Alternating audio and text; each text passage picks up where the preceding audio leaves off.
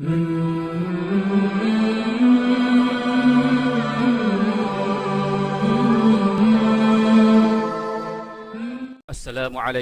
warahmatullahi wabarakatuh. Alhamdulillah, wassalatu wassalamu ala rasulillah wa ala alihi wa sahbihi wa man walah. Di dalam bulan Ramadan yang penuh keberkatan dan kemuliaan, berlaku satu peristiwa yang sangat penting di dalam sejarah Islam, yaitu peristiwa nuzul Al-Quran.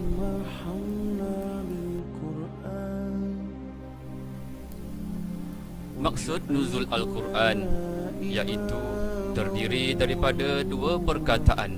Perkataan pertama iaitu nuzul yang bererti turun, manakala yang kedua adalah Al-Quran, iaitu kata-kata Allah Subhanahu wa taala yang diturunkan kepada Nabi Muhammad sallallahu alaihi wasallam melalui perantaraan malaikat Jibril alaihi salam.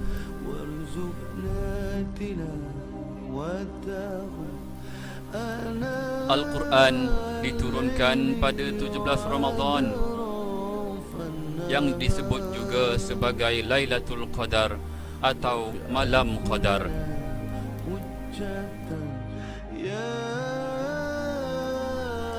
Al-Quran diturunkan ke Lauh Mahfuz yang kemudiannya diturunkan ke Baitul Izzah, iaitu di langit dunia, 30 juz sekaligus, yang kemudiannya diturunkan pula kepada Nabi Muhammad sallallahu alaihi wasallam secara beransur-ansur mengikut suasana dan keperluan. Firman Allah Subhanahu wa taala di dalam surah Al-Qadr ayat pertama yang bermaksud, sesungguhnya kami, yakni Allah, telah menurunkan Al-Quran pada malam Qadar.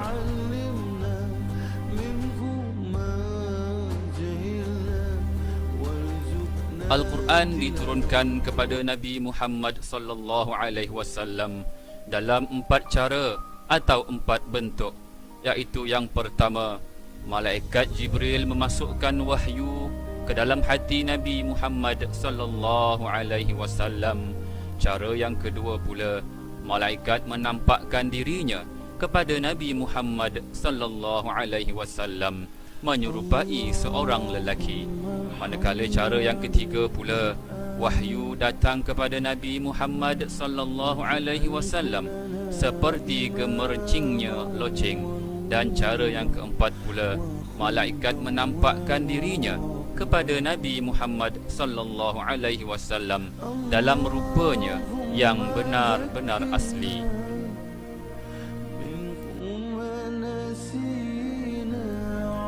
Al-Quran yang diturunkan oleh Allah Subhanahu wa taala terdiri daripada 30 juzuk yang di dalamnya terdapat 114 surah, yang di dalamnya juga terdapat 6,236 ayat. Daripada 30 juzuk 114 surah ini, sebanyak 86 surah adalah terdiri daripada surah Makkiyah, yakni surah yang diturunkan sebelum Nabi Muhammad berhijrah ke Madinah. Dan di dalamnya juga terdapat sebanyak 4,613 ayat Makkiyah.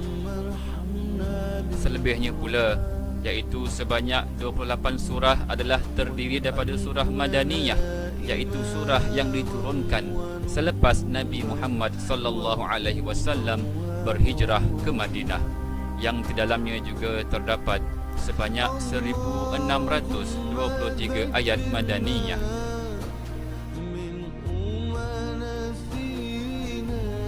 Sekilas renungan iman. Turunnya Al-Quranul Karim bukan sekadar untuk dibaca semata-mata, walaupun membacanya merupakan ibadah yang diberi ganjaran oleh Allah Subhanahu wa taala. Tetapi turunnya Al-Quran adalah sebagai petunjuk dan panduan untuk diikuti dan diamalkan oleh manusia agar sejahtera dunia dan akhirat. Manusia yang hanya membaca semata-mata dan tidak mengamalkan peraturannya dalam kehidupannya samalah seperti seorang yang sakit dan mengambil ubat untuk dimakannya, tetapi hanya dibaca setiap hari. Makan 3 kali sehari tetapi tidak dimakannya, maka bagaimana penyakitnya akan sembuh?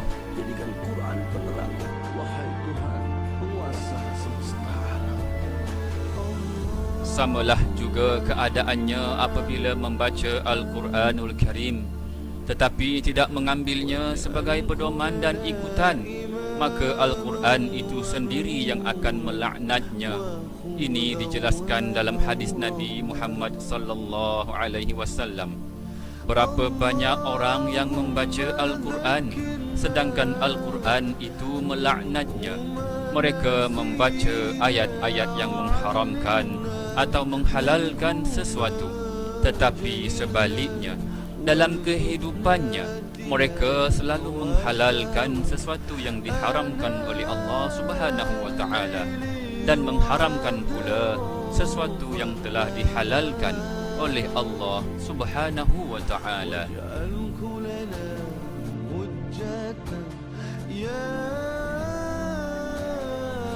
Sebagai seorang muslim, kita menjadikan Al-Quran sebagai pedoman hidup kita. Apapun perkara yang hendak dilakukan atau diputuskan, kita hendaklah merujuk kepada Al-Quran dan Sunnah. Insya-Allah kita tidak akan sesat selama-lamanya di dunia dan di akhirat.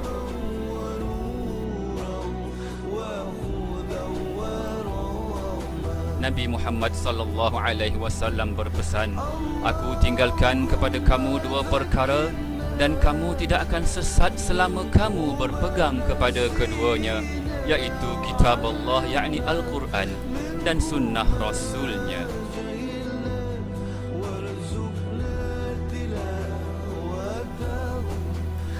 Sekian saja perkongsian. Moga perkongsian ini dapat dimanfaatkan dan bermanfaat untuk diri sendiri. Sekian, terima kasih. Assalamualaikum warahmatullahi wabarakatuh.